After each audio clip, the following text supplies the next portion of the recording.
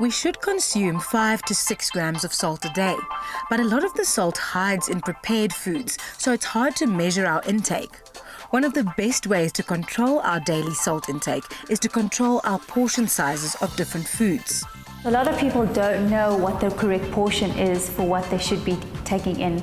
It can be that we are overeating too much salt in certain foods, and especially the foods that contain high refined carbohydrates, which is your pizzas, pies, baked items, sausages.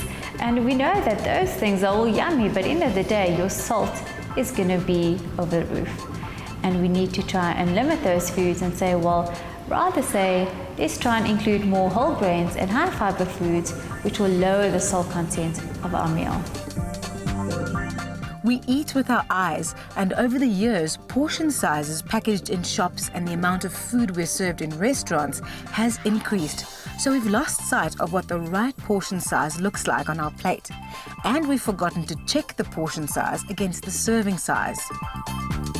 Breakfast is the most important meal of the day, and we do need to concentrate more on that. And normally we should be having a variety of cereals, some fruits, some yogurts, but often our portion sizes are quite huge, and this is a bit too much. So we find that we actually need to have only a cup of cereal, and you can really see the difference from this portion to such one.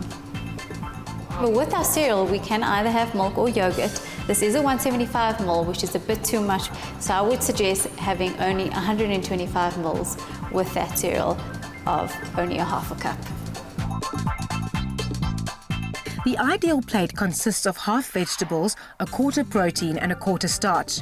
One portion of protein is around 80 grams, the size of a deck of cards, and a carbohydrate serving should be 1 cup, or about the size of a tennis ball. By the time lunchtime comes, we're ravenous. We can't think about portion control. We are starving. We really just want to overindulge and have a good meal and feel satisfied.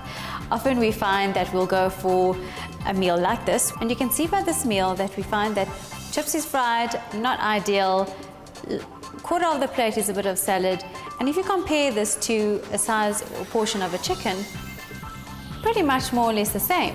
However, it's much thicker than what we actually need.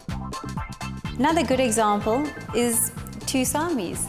Lovely, we could probably indulge in this, but if you look at the contents, pastrami, high in salt, gherkins, high in salt, dipping sauce, high in salt. End of the day, there's also no lettuce, there's no veggies. This is really not a balanced meal. No one ever overdosed on vegetables, and the foods we tend to eat too much of are also the foods that tend to be high in salt, sugar and fat. Controlling the amount of refined carbohydrates, fats and processed meats that we eat will naturally help us control our salt intake. Dinner is the biggest meal of the day for most people. Today I just want to illustrate to you how our plate actually should look like at dinner time.